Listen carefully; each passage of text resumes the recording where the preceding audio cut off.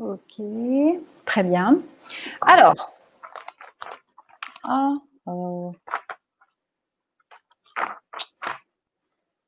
ça va, tout va bien? Oui, mais je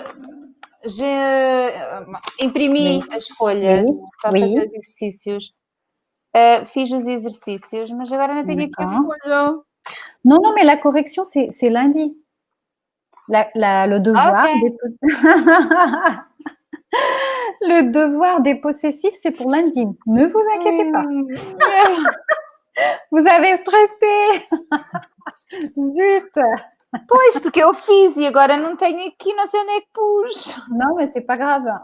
Enfin, vous les avez pas perdus, certainement. Donc, vous les trouverez. C'est pas grave, c'est pour lundi. Je vous ai donné une semaine. Je suis très Ah, gentille. ok. Ok. Non, ne vous inquiétez pas. Alors, qu'est-ce qu'on va voir aujourd'hui? Ok. Alors, pour la session 8, on va d'abord voir le lexique du temps, c'est-à-dire on va apprendre à dire quel temps fait-il, s'il fait beau, s'il fait mauvais temps, s'il pleut, s'il y a du soleil, etc., etc.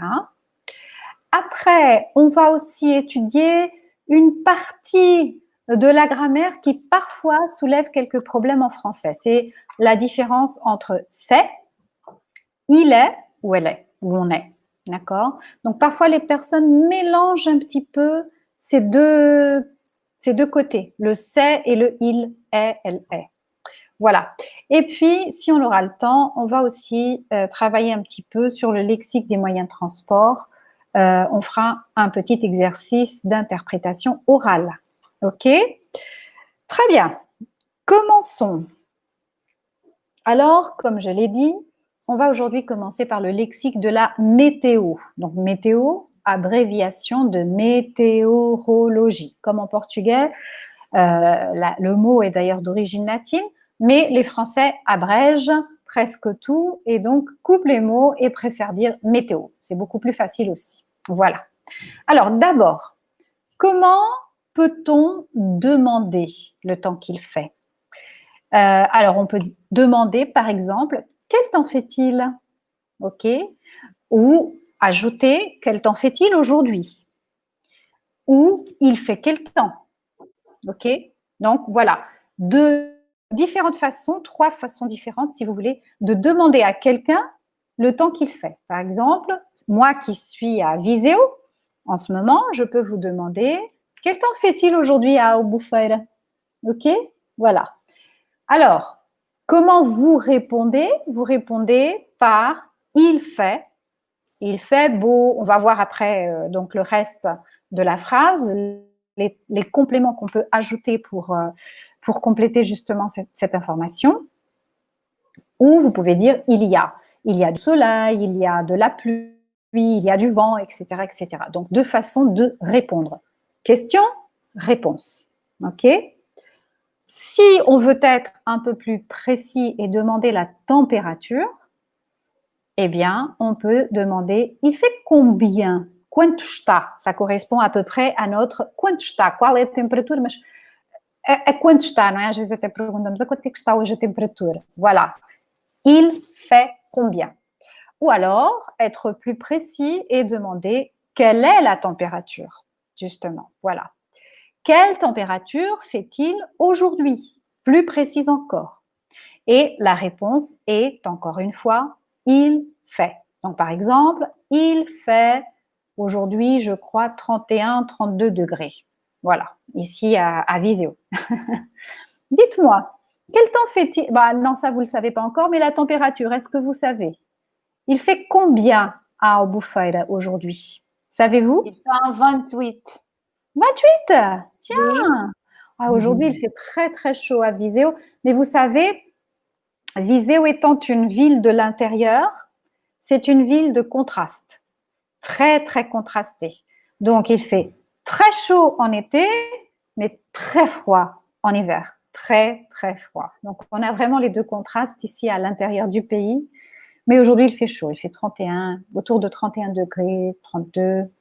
Voilà, très bien. Alors, comment peut-on compléter la première phrase, c'est-à-dire il fait, ou il y a, quand on veut répondre à la question de savoir quel temps fait-il? Eh bien, nous avons plusieurs possibilités. Je vais agrandir ça un tout petit peu. Nous avons plusieurs possibilités. Alors, je crois que c'est le cas aujourd'hui. Il fait beau. Il fait beau. Il y a du soleil. Le soleil brille. Voilà, si on veut être un peu plus poétique. Le temps est ensoleillé. OK?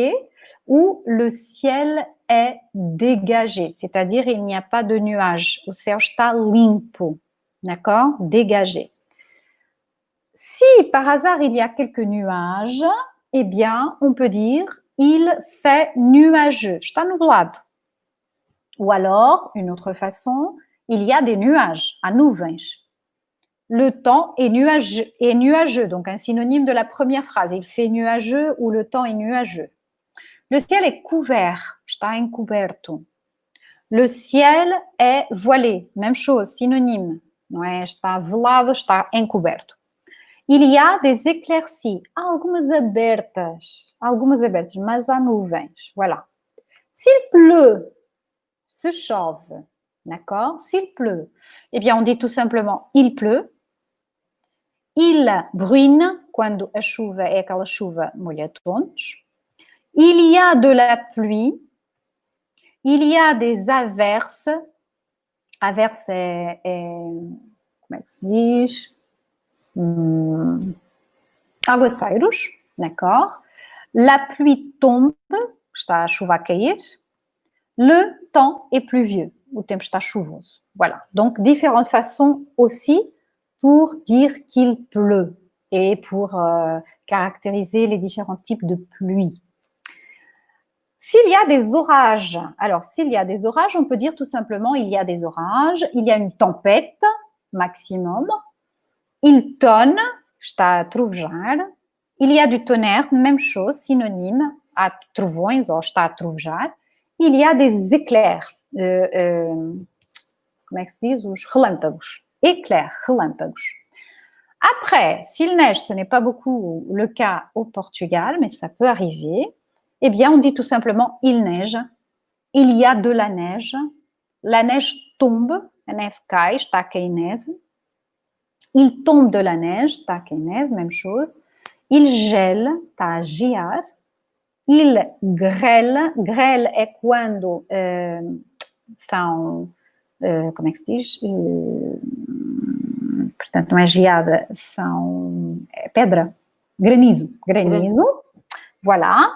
E o il y a du verglas é quando o piso está todo ele geado, está todo ele com placas de gelo. Voilà, il y a du verglas. Très bien. Donc, on a vu la situation climatique par rapport au soleil, par rapport aux nuages, nuvens, par rapport à la pluie, chuva, par rapport à un mauvais temps du genre orage, tempête et autres, et par rapport à la neige. D'accord? Voyons maintenant la question du vent, vento. Il fait du vent, il y a du vent, le vent est fort, é forte, il y a un ouragan, uma tempestade de vento, não sei como é que se diz, isso tem um nome. Quando há muito vento, não é tempestade que se diz, há muitos nos Estados Unidos na memória. Tornado, não é? Tornado, é mais tufão. Tornado também se pode dizer tornado. Le vent souffle, donc sopra, o vento sopra simplesmente, é literal, souffler é soprar. Les vents sont faibles, portanto, ventos fracos, faible, modéré ou fort. Aqui temos adjetivos para as três situações. Faible, fraco, modéré, moderados, ou fortes, ventos fracos, moderados ou fortes. Voilà. Parlons de brouillard ou de brume. Il y a du brouillard, há nevoeiro. Il y a de la brume, uma certa bruma. Le temps est brumeux, mesma coisa, portanto, nublado, com bruma. Ou le temps est humide, úmido. Voilà. Par rapport à la température, donc on a déjà vu comment on dit la température qu'il fait, mais on peut caractériser le temps selon la température. Et là, par exemple, eh bien, si la température est élevée, on peut dire il fait chaud. Il fait chaud, par exemple, il fait 40 degrés. D'accord? Ou alors il fait frais, está fresco. Il fait 10 degrés. Ou alors il fait froid, il fait 0 degré. Voilà. Froid, frais, fresco. Não está assim frio, mas também não está calor, está fresquinho. Ou chaud, calor, quente. D'accord? Alors, la température peut être aussi caractérisée de polaire, fraîche, douce, amena, élevée, elevada, ou caniculaire, donc très élevée. Après, nous avons ici d'autres expressions associées à la température. Donc, par exemple, la température est en baisse, está a cair, a diminuir. La température est en hausse, le contraire. Donc, c'est une expression que vous pouvez également utiliser, par exemple, dans d'autres contextes, être en hausse ou être en baisse. C'est par exemple une expression qu'on utilise pour les prix, d'accord? Être en baisse. Donc, voici deux expressions que vous pouvez, par exemple, utiliser dans votre marché, dans votre secteur d'activité. Imaginons que vous êtes en train de négocier un prix, le prix d'un immeuble, et que vous devez justifier la réduction d'un prix de vente auprès de votre client. Vous pouvez dire les prix, je vais écrire la phrase, ça peut vous être utile. Les prix du marché, pour être plus spécifique, sont en baisse. Donc, c'est-à-dire, sont en train de diminuer, estão a cair, estão a reduzir-se. D'accord? Donc, on utilise aussi cette expression, cet idiomatisme, être en baisse ou être en hausse, pour la température. Alors, on dit la température est en baisse, la température est en hausse, la température monte, sobe, ou la température descend, desce, au contraire. Ok? Donc, nous avons ici pas mal de vocabulaire. Hein. On a, bon, évidemment, le vocabulaire qui est plus spécifique à cette question de la météo.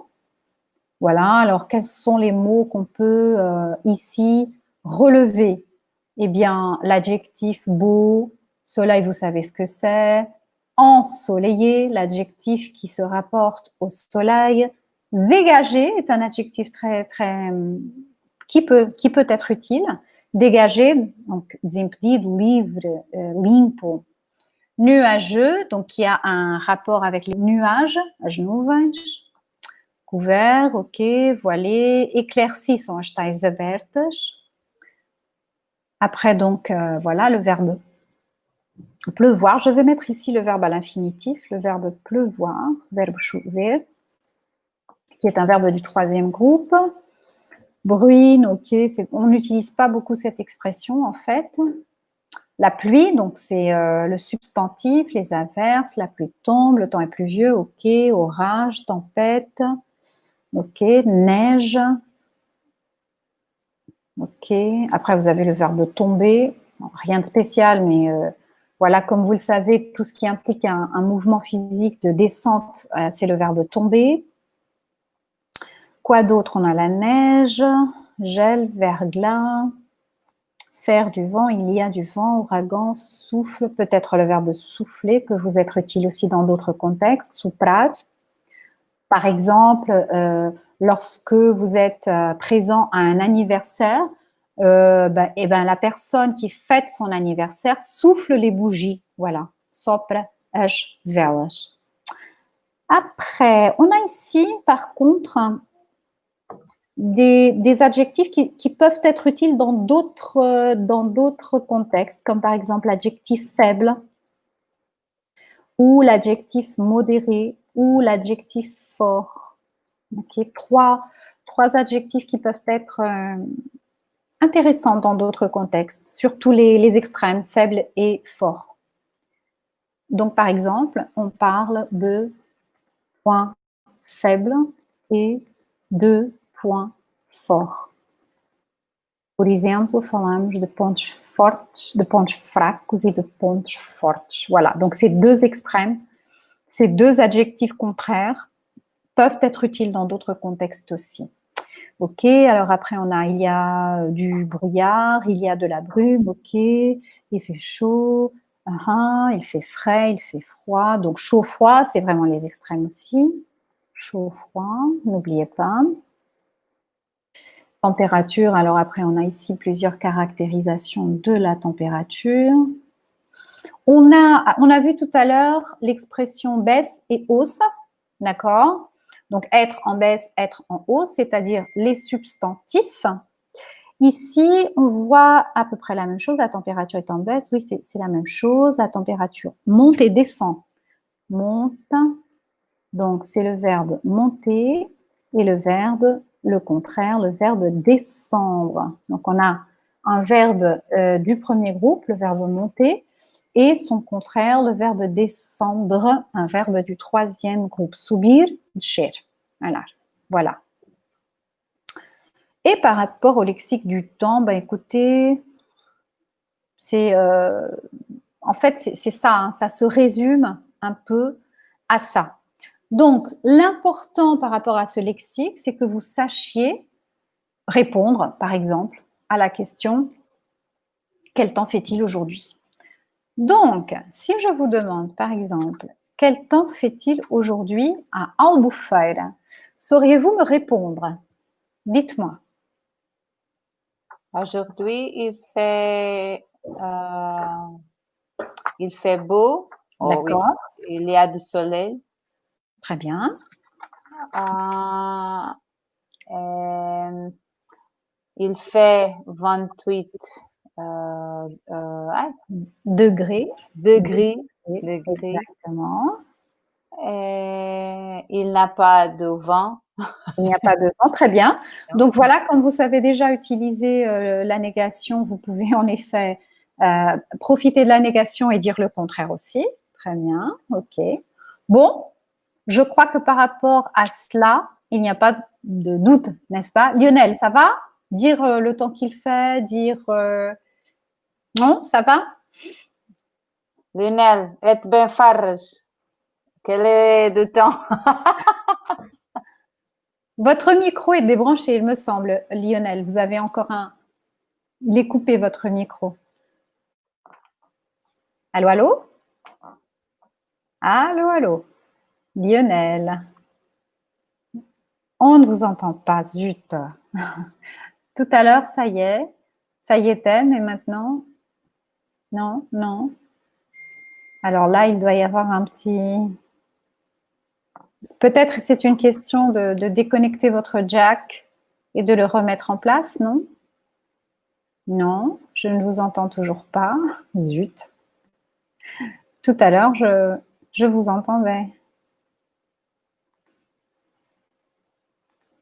Que c'est bizarre, de temps en temps, ce son.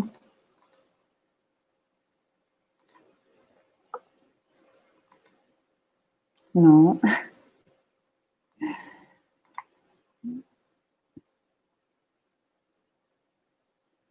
Oui. Ah, tiens, c'est bizarre. Pourquoi?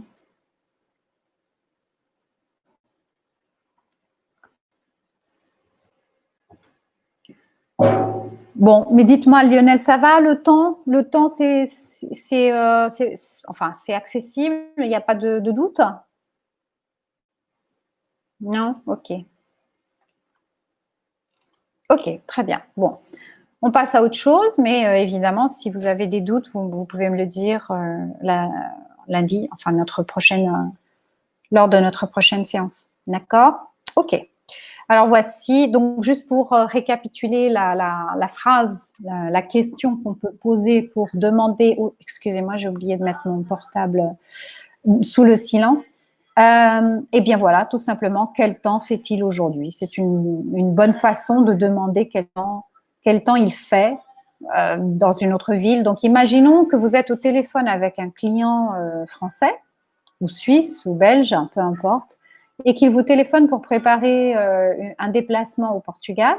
une visite, eh bien, vous pouvez tout simplement, pour une question de conversation, une question de, vous savez, voilà, des banalités, échanger des banalités, lui demander quel temps fait-il à Bruxelles ou à Paris ou dans sa ville, Voilà. Très bien. On continue. Et comme je vous l'avais dit, alors je ne sais pas si c'est quelque chose qui vous a déjà posé problème. Normalement, cette thématique, elle peut être un peu confuse pour les lusophones, d'accord? C'est cette histoire, cette différence qu'il y a entre le c'est, que les Français utilisent tellement, et la conjugaison verbale normale, il est, elle est, d'accord? Alors, comment ou quelle est la différence, mieux disant, entre l'utilisation de ces deux expressions? Eh bien, c'est très facile. C'est très facile. Le c'est est en effet présentatif, identificatif. Il identifie quelqu'un ou quelque chose. D'accord? Alors, le c'est est utilisé pour faire une identification.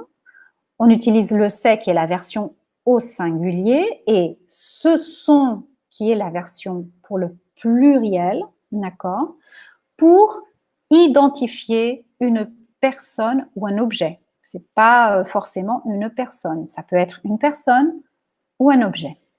Alors, on va dire, par exemple, c'est un homme, ou c'est une table, ou ce sont des amis, ou c'est Paul, mon voisin. C'est-à-dire, quand j'utilise cette expression donc avant mon nom, ça veut dire que je suis en train d'identifier quelqu'un ou la chose. D'accord? Donc, je vais avoir l'expression c'est ou ce sont pour la version plurielle, plus un nom déterminé, qui peut être un prénom par exemple, ou un nom, un substantif déterminé, ou un nom propre, donc comme je viens de le dire. Par contre, on va utiliser le verbe conjugué, il est, elle est, ils sont ou elles sont, donc c'est-à-dire avec le pronom personnel et le verbe respectif conjugué, lorsque je veux décrire. Donc c'est différent. Dans le premier cas, je vais identifier. Dans le deuxième cas, je vais décrire une personne ou quelque chose ou un objet. Alors par exemple, je vais dire il est sympathique ou elle est grande ou ils sont professeurs. Je suis en train de décrire leur profession. Ou il est français, je suis en train de dire sa nationalité. Voilà. Donc, c'est une description. Et là, je vais avoir le pronom personnel, il, par exemple, le verbe est, un adjectif ou une profession. Donc, une caractérisation, en fait. Voilà. Alors, est-ce que c'est à peu près clair cette idée de cette différence qu'il y a entre c'est ou ce sont et il est, elle est ou il est, elle est version plurielle? Ça va? Oui. Oui, très bien. Ok, bravo. Bravo. Ok. Allons un petit peu plus au détail. Je vais agrandir ça parce que... Ok, c'est mieux comme ça, oui. Ok.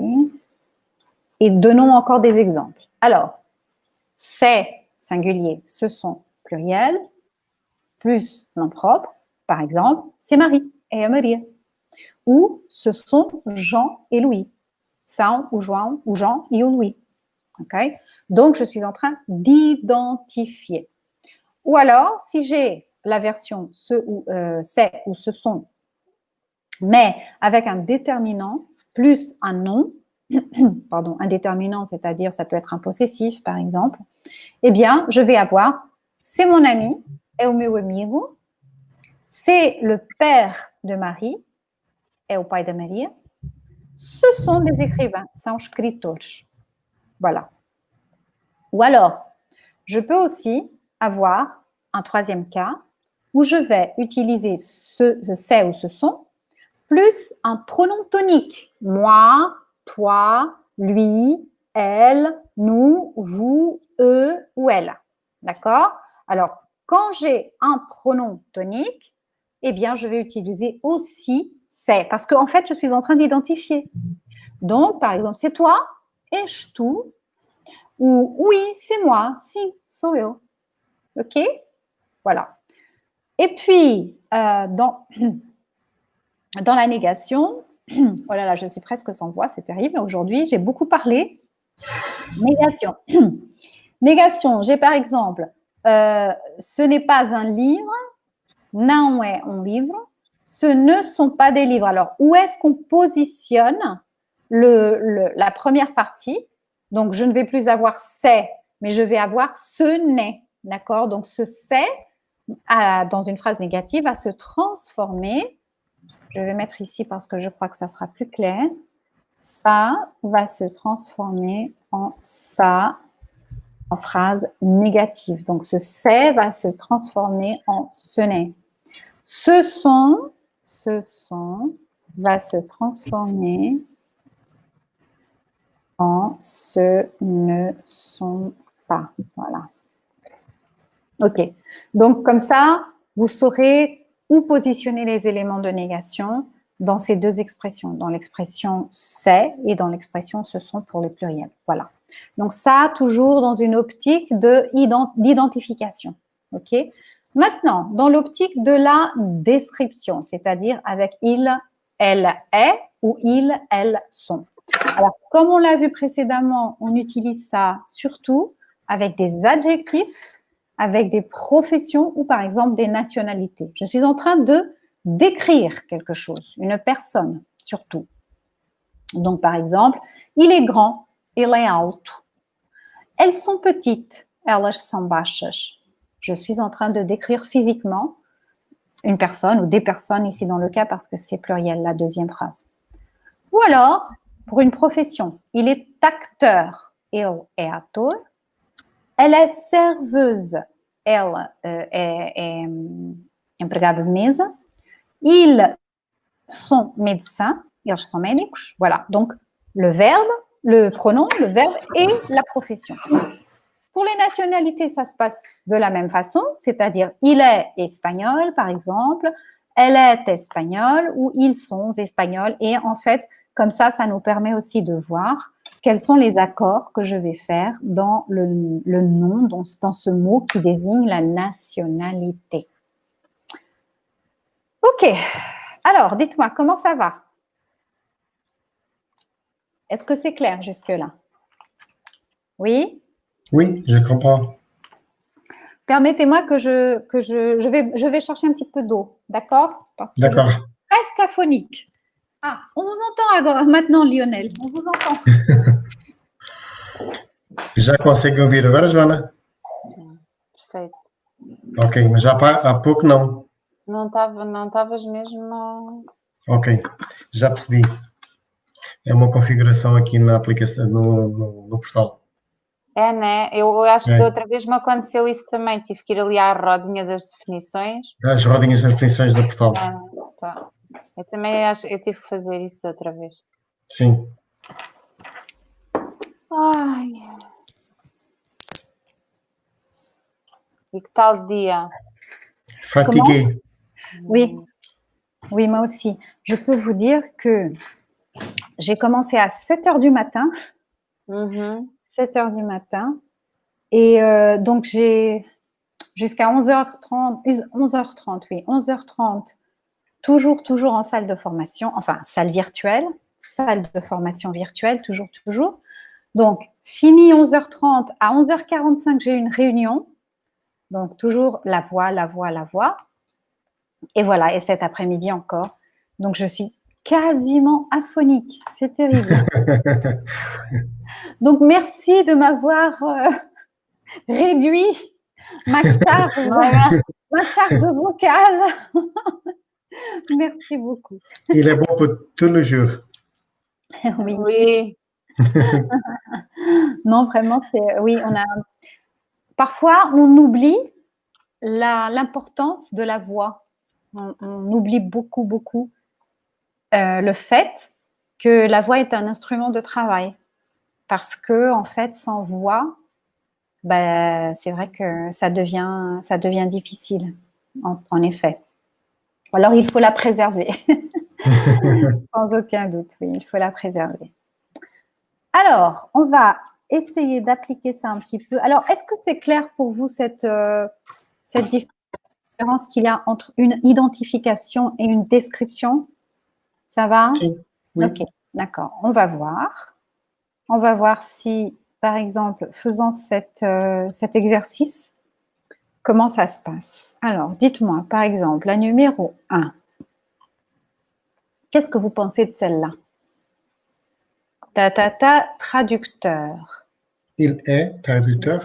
Oui, exact. Laissez-moi juste, je vais écrire pour que, ok. Alors oui, en effet, il est traducteur, très bien. Alors, ensuite. C'est Cécina. Alors, ici, j'aurais pu accepter les deux. Et pourquoi? Je peux dire en effet, c'est exceptionnel si je me rapporte à une situation générique. Waouh, c'est exceptionnel, extraordinaire, exceptionnel, d'accord? Mais je peux également dire qu'une personne est exceptionnelle. Je peux dire par exemple, elle est exceptionnelle. Mais là, ça serait impossible. Pourquoi? Parce que exceptionnel aurait dû donc faire l'accord du féminin. D'accord? Et ici, l'adjectif exceptionnel est au masculin. Donc, soit on aurait utilisé il est exceptionnel, par exemple, mais en fait, je crois qu'ici, ce qu'il voulait dans la résolution de cet exercice, c'est qu'on utilise c'est. C'est exceptionnel. OK. La 3. Des Anglais.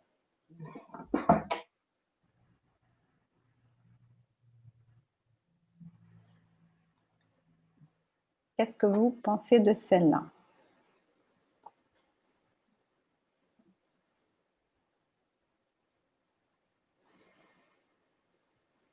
Qu'est-ce qu'on a vu précédemment par rapport aux nationalités? Il y a oui, mais c'est pluriel. Ils Sont. sont. Oui. Très bien. Oups, que se passe-t-il? Ils sont, exactement. Parce qu'ici, on a en effet voilà, un pluriel. Des Anglais. Ensuite, quelque chose, directrice d'école. Elle est. Elle est. Très bien. Donc, on se rapporte à une profession, n'est-ce pas? Elle est directrice d'école. Ici, on a une espèce de dialogue, donc question-réponse. Qui c'est? C'est Martine. Correct. C'est Martine. Je réponds en identifiant. La 6 aussi, une question-réponse. Qu'est-ce que c'est? Il sait un tableau de... Non. Alors, non. Qu'est-ce que c'est? Qu'est-ce que c'est? Qu'est-ce que Est-ce que c'est que... c'est un tableau de Picasso? Exactement. Donc, la logique est la même, n'est-ce pas? Oui. C'est un tableau de Picasso. Exactement. Très bien. Après, la numéro 7, on a juste un mot, allemand. Il est. Très bien. Nous savons qu'il s'agit d'un masculin parce que l'adjectif est bien masculin. Il n'y a pas de « e » à la fin. Après, encore une question-réponse. Qui c'est? Ils sont des Américains. Américains. Como é que se diz isto? Oui, Américain. Les R français. Alors, ils sont des Américains. Américain.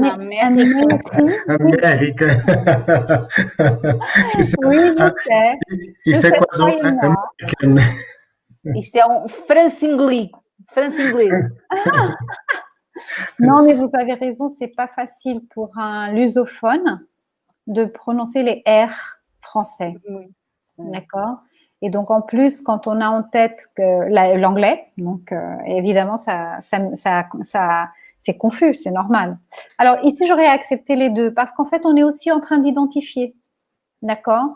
On n'est pas seulement en train de décrire parce qu'il y a une question qui précède. Há uma pergunta anterior. Uhum. Oui. Qui c'est? Quem é? É. Estamos a identificar até mais do que a descrever, verdade? Mas aqui eu teria aceito as duas. Mas mais corretamente, eu penso que é ce sont des Américains. Ok, ce sont. D'accord? Ok. Parce qu'en fait, on est en train d'identifier. Estamos a identificar mais do que a descrever. Ok. Après, quelque chose, chanteuse dans un groupe de rock. Chanteuse dans un groupe. Alors, chanteuse, Cantor, né? oui, c'est féminin. Chanteuse, é feminino. C'est chanteuse dans un groupe de rock. Alors, en fait, c'est quoi? C'est une profession, n'est-ce pas? Exact. Parce que c'est une profession et là, en fait, alors on est en train de décrire. Elle est. Elle est, oui, chanteuse. Exactement. Voilà, on est en train de décrire. OK. Finalement, question-réponse. Qu'est-ce que c'est ou qui est? Réponse, des chocolats belges. E o som des chocolats belges? Ou não? Alors, non, parce qu'on n'est pas en train de parler de personnes, Uhum. Oui, non. mais plutôt. C'est son. Ce sont. Exactement.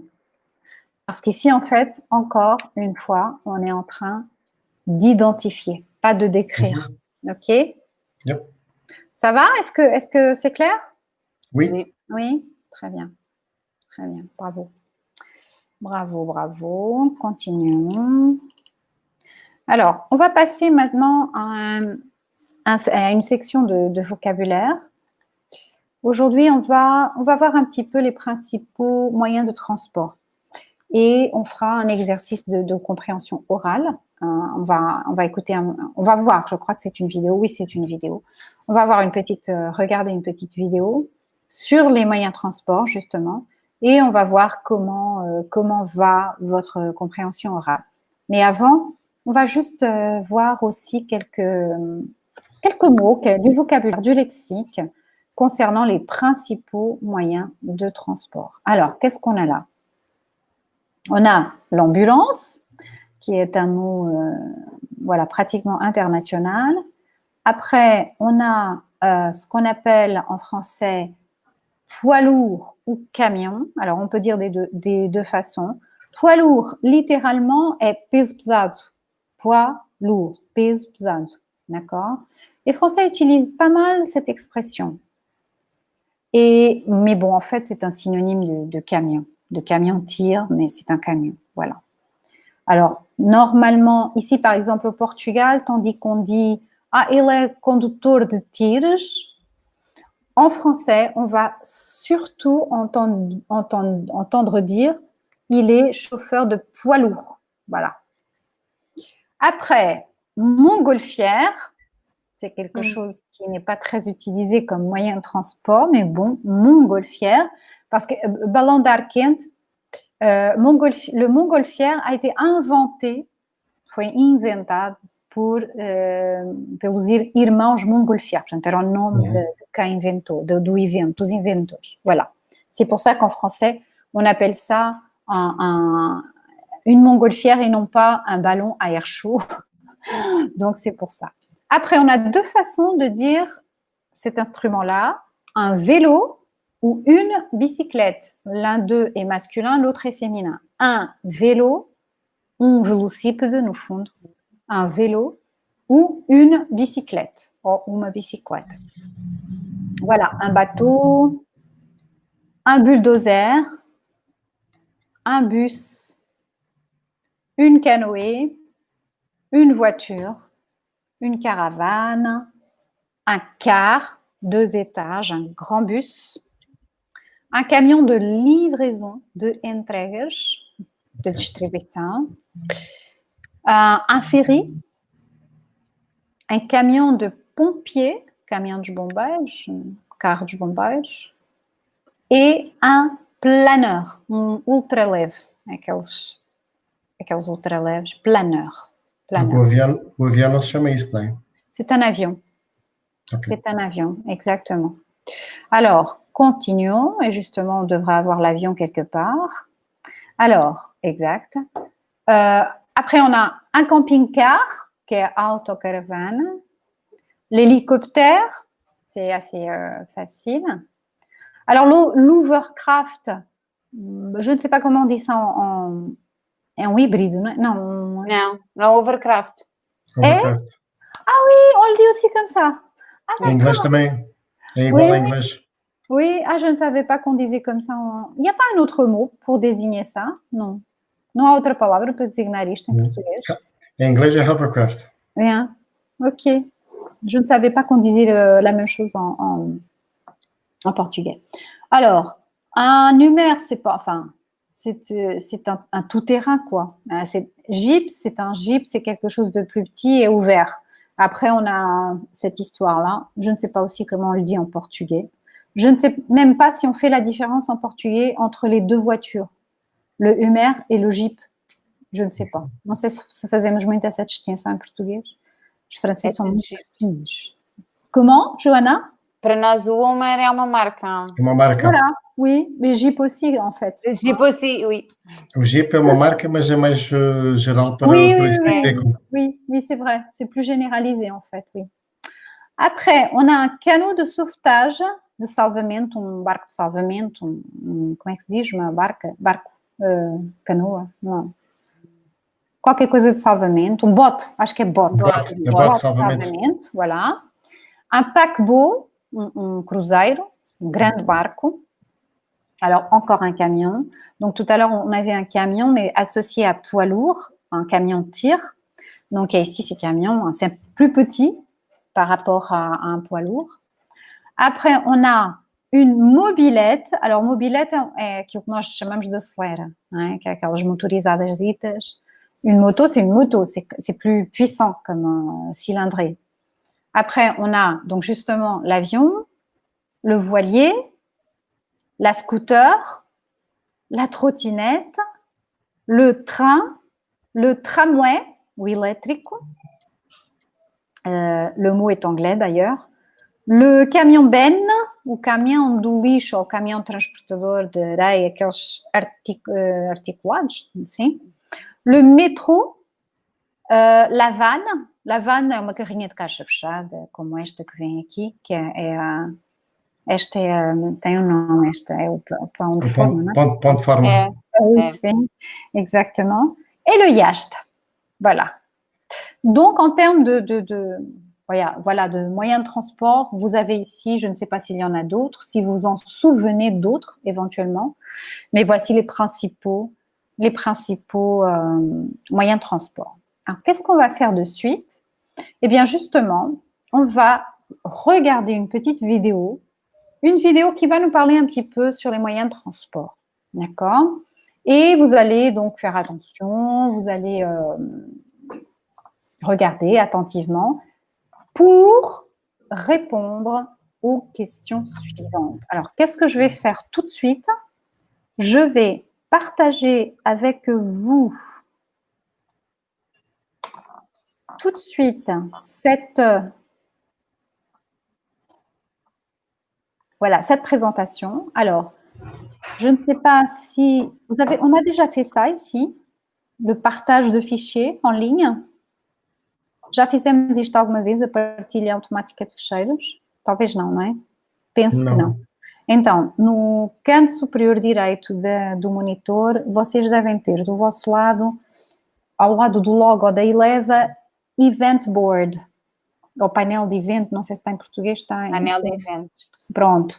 Clicam aí e há de estar aí já o PDF da sessão 8. Não sei se já lá está. Ok, arquivo partilhado, está sim. Pronto, muito bem. Porque quando estiverem a ver o vídeo não vão ver as perguntas, então o que eu vos aconselho a fazer é abrir no vosso PC as perguntas para que possam ir acompanhando a visualisation du vidéo com as perguntas. Très bien.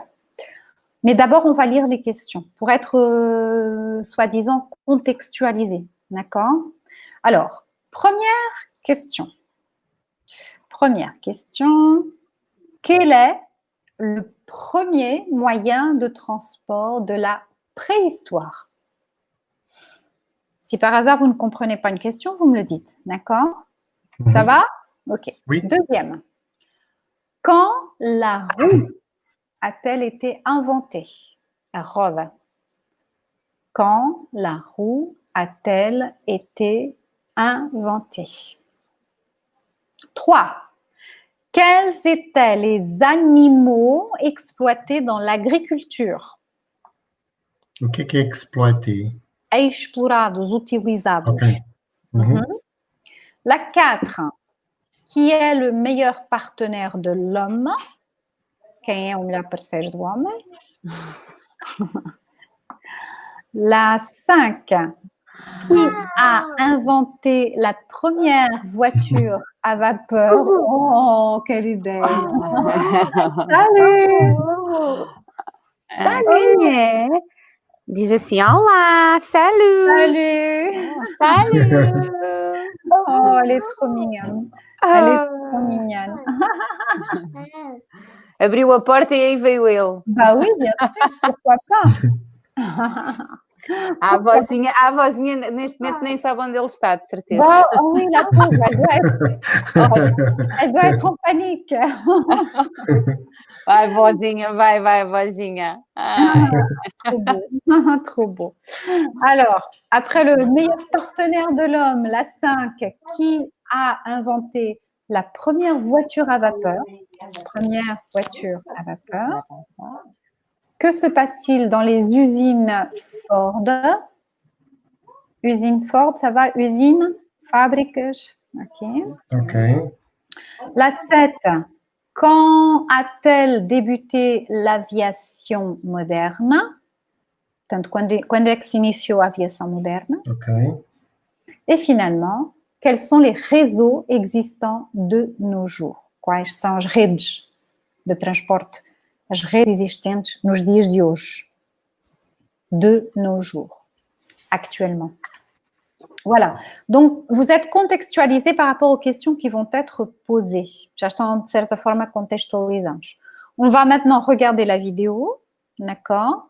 Donc, on va faire deux visualisations, mais on va voir si, par rapport à la première visualisation, si vous réussissez à répondre à l'une de ces questions. Donc, vous pouvez, si vous voulez, voilà, regarder la vidéo ou ouvrir le PDF dans votre portable, dans votre PC et suivre les deux, si possible. Alors, allons-y.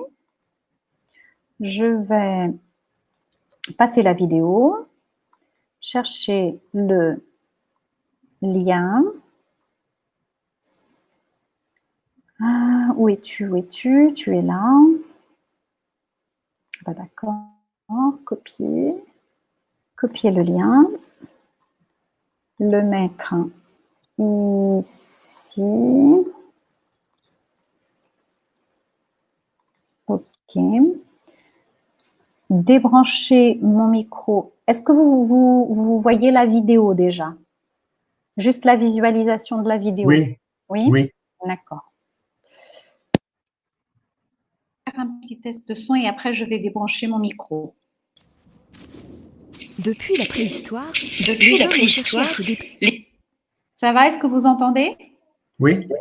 Oui. Je vais tout de même débrancher mon micro pour qu'il n'y ait pas de feedback. Feedback. D'accord? D'accord. Je débranche.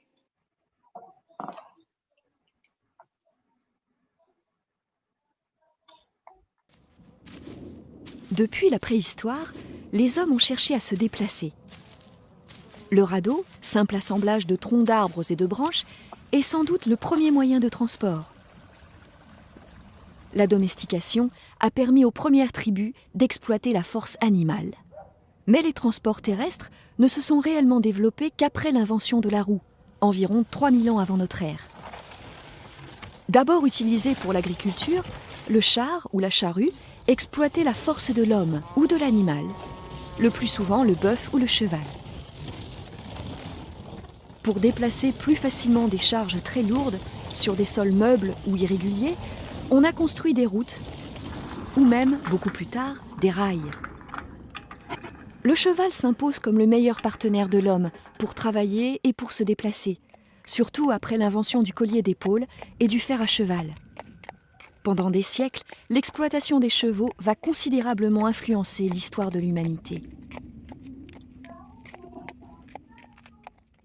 Avec l'invention de la machine à vapeur au milieu du XVIIIe siècle, les premiers véhicules motorisés apparaissent et pour la première fois, la force animale est remplacée par un moteur. Joseph Cugnot invente la première voiture à vapeur. Avec ses 8 tonnes et ses 4 km/h de vitesse de pointe, elle peine à dépasser un piéton et se manœuvre très difficilement. James Watt améliore la machine à vapeur, ce qui permet de concevoir les premiers bateaux motorisés et les premières locomotives. Dès lors, le transport des personnes et des marchandises connaît un grand essor et participe à la révolution industrielle.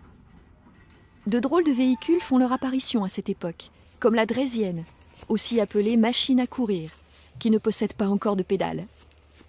Ces engins sont les ancêtres de la bicyclette. Mais un bruit nouveau envahit les villes, celui du moteur à explosion. Beaucoup plus léger et efficace que la machine à vapeur, il ouvre de nouveaux horizons. Le travail à la chaîne mis en place dans les usines Ford en 1910 permet la fabrication en grande série. Un siècle s'est écoulé depuis la machine de Cugnot. Le pétrole remplace peu à peu le charbon et les voitures commencent à envahir les villes. Le XXe siècle est marqué par l'essor de la voiture et par la réalisation d'un vieux rêve de l'humanité, voler. Bien sûr, il y eut le ballon des frères Montgolfier, les planeurs de Lilienthal, puis l'avion à moteur de Clément Ader. Mais tous ces vols n'étaient pas contrôlés. C'est aux frères Wright que l'on doit le premier vol piloté de l'histoire et le début de l'aviation moderne. Au fil du temps, les moyens de transport n'ont cessé de se développer pour nous permettre d'aller toujours plus loin et toujours plus vite. Aujourd'hui, ils sont omniprésents, à tel point qu'il est devenu nécessaire de les organiser en réseaux aériens, maritimes, ferroviaires et routiers.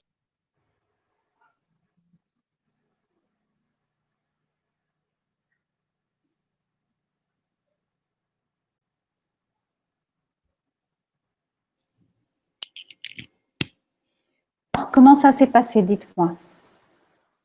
Difficile, facile? Comme ci, comme ça? Como se, como ça. Comme ci, comme ça. Eu consegui apanhar algumas coisas, outras não. D'accord. Alors, on va voir. On va voir les questions et on va voir si on a en effet pu répondre. Oui, allez-y. A primeira que era aquela... É o Mas barquito, pronto, só que eu não percebi o que é que eu não percebi o nome. Oui, Mais vous avez vu l'image, Oui, mais vous n'avez pas compris le mot, d'accord. Et par rapport aux autres? Andar vai ter. avantei, não apanhei a data, não percebi. D'accord. Quels étaient les animaux exploités dans l'agriculture? Chevaux. Cheveux, Le cheval. Cheval. chaval. Les cheveux, c'est autre É o que chose. Mais il y en a un autre animal, ce sont deux animaux, d'accord? Donc, il y a le cheval et quelque chose d'autre. Era as vacas, agora não lembro. Oui, oui, comme c'est comme ça, enfin presque. Par rapport à qui est le meilleur partenaire de l'homme à cette époque-là, justement. Donc, on vient de le mentionner, hein. On vient de le Ouais. mentionner. C'est le cheval, n'est-ce Le pas? cheval, sim, Oui, oui. exact. Après, par rapport à qui a inventé la première voiture à vapeur? Eu vi o senhor, tenho imagem, mas não fixei o nome. D'accord. Que se passe-t-il dans les usines Ford? Est-ce que vous avez compris? Eu acho que foi a primeira pessoa que inventou o carro em produção. Oui, oui, oui, c'est ça en fait. Donc, il reste de le dire en français. Ok, donc il mentionne une expression précise justement de cette procédure de travail, oui. Oui, Est-ce que vous avez capté quand a-t-elle débuté l'aviation moderne, l'année? 1904. Exatamente. Très bien, bravo. 1904. Exact, 1904. Ok.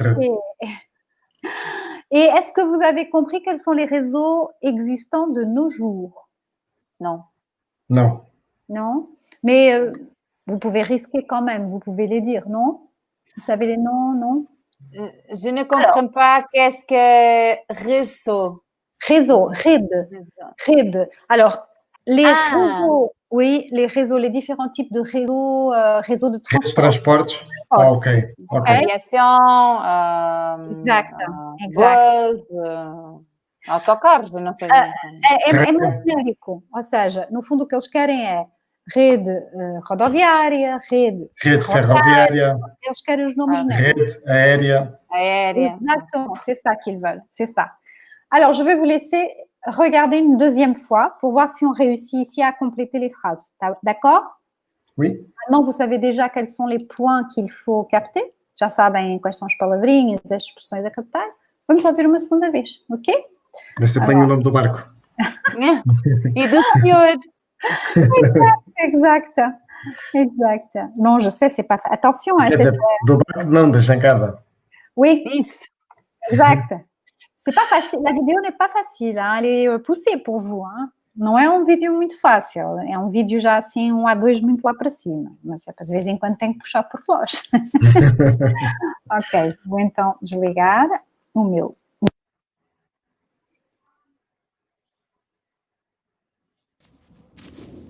Depuis la préhistoire, les hommes ont cherché à se déplacer. Le radeau, simple assemblage de troncs d'arbres et de branches, est sans doute le premier moyen de transport. La domestication a permis aux premières tribus d'exploiter la force animale. Mais les transports terrestres ne se sont réellement développés qu'après l'invention de la roue, environ 3000 ans avant notre ère.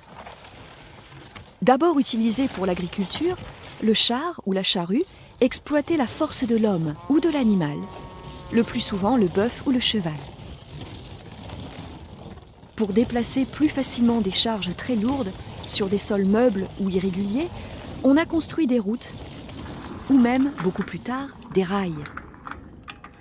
Le cheval s'impose comme le meilleur partenaire de l'homme pour travailler et pour se déplacer, surtout après l'invention du collier d'épaule et du fer à cheval. Pendant des siècles, l'exploitation des chevaux va considérablement influencer l'histoire de l'humanité.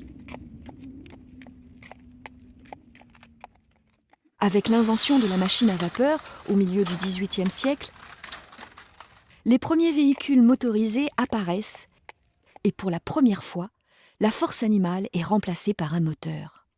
Joseph Cugnot invente la première voiture à vapeur. Avec ses 8 tonnes et ses 4 km/h de vitesse de pointe, elle peine à dépasser un piéton et se manœuvre très difficilement. James Watt améliore la machine à vapeur, ce qui permet de concevoir les premiers bateaux motorisés et les premières locomotives. Dès lors, le transport des personnes et des marchandises connaît un grand essor et participe à la révolution industrielle. De drôles de véhicules font leur apparition à cette époque, comme la draisienne, aussi appelée machine à courir, qui ne possède pas encore de pédales. Ces engins sont les ancêtres de la bicyclette. Mais un bruit nouveau envahit les villes, celui du moteur à explosion. Beaucoup plus léger et efficace que la machine à vapeur, il ouvre de nouveaux horizons. Le travail à la chaîne mis en place dans les usines Ford en 1910 permet la fabrication en grande série. Un siècle s'est écoulé depuis la machine de Cugnot.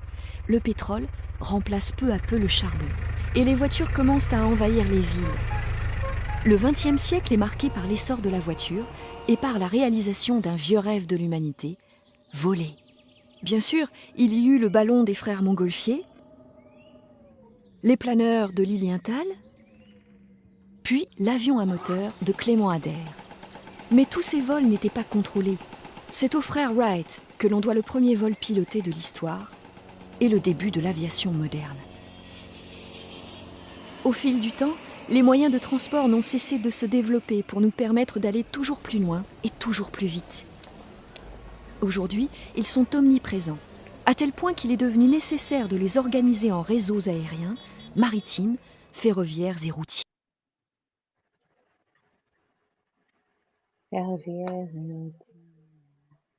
Não, para mim é a última.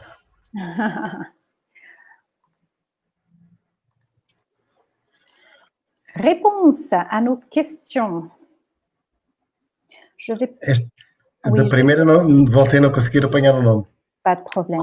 Não sei o que, rouge. Routier. Peut-être Routier. routier. Peut-être que vous ne connaissez pas le mot, je ne sais pas. C'est possible, hein, c'est possible. Alors, est-ce que vous voyez mon partage d'écran? Oui, avec les questions-réponses? Voilà. Alors, quel est le premier moyen de transport de la préhistoire? C'est le radeau. Radeau. Ok. Voilà. Parce que c'est un mot que vous ne connaissiez pas peut-être et alors c'est difficile à capter, c'est normal. Quand il demande quand la roue a-t-elle été inventée? Je ne sais pas si vous avez capté, mais c'était 3 millions d'années avant notre ère. La 3. Quels étaient les animaux exploités dans l'agriculture? Alors, il y avait le cheval, mais aussi le bœuf. Le bouet. D'accord. Mais en fait, qui est le meilleur partenaire de l'homme? Vous l'avez dit, et c'est bien le cheval. Après, quand on nous demande qui a inventé la première voiture à vapeur? Joseph Cugnot. Cugnot, voilà. Donc voilà, c'était écrit, mais peut-être que vous n'avez pas réussi à tout voir, mais c'était Joseph Cugnot. Alors, vous avez compris, peut-être que vous n'avez pas capté l'expression, disons. Que se passe-t-il dans les usines Ford? Eh bien, le travail à la chaîne, travail en série, voilà, justement. Pois, eu tinha apanhado fabricação em grande série. Oui, oui. Foi o início do trabalho de série, no fundo, sim, é isso, à la chaîne. On dit en français à la chaîne. En fait, finalement, la 7, quand a-t-elle débuté l'aviation moderne? Vous l'avez compris, 1904, très bien. Finalement, par rapport au réseau de transport, eh bien, aérien, maritime, ferroviaire et routier, rodoviário, routier, les routes, estradas, routier, rodoviário. Ok? Muy bien. Ok, mais bon, je crois que quand même, ça s'est pas mal passé. Hein? Ok, très bien. Bah, écoutez, alors aujourd'hui, on fait 1 heure, d'accord? On fait une petite heure. On compensera à la fin cette demi-heure restante. Je voulais tout juste vous demander, enfin, vous dire quelque chose. Queria apenas dizer-vos uma coisa, rapidamente. No dia 21 de setembro, ou seja, desta segunda que vem a 8 dias, é feriado municipal em Viseu. E queria pedir-vos o dia. Se não se importar, até não me importo compensar no outro dia, se vocês quiserem, se fizerem mesmo questão de ter as 2 sessões na semana, mas eu precisava de facto de gozar esse feriado para ver se descanso um bocadinho, que isto está a arrebentar pelas C'est possible? C'est possible. Oui. Ok, já estou a dizer assim com alguma antecedência, mas para a semana voltamos a falar nisso e voltarei a relembrar-vos, está bem? Ok. Merci beaucoup. Merci beaucoup. Au revoir. Alors, on se voit lundi, c'est ça. À la prochaine lundi. Voilà, exactement. Et bon week-end, d'accord? Bon week-end. Au revoir. Au revoir. Bye bye.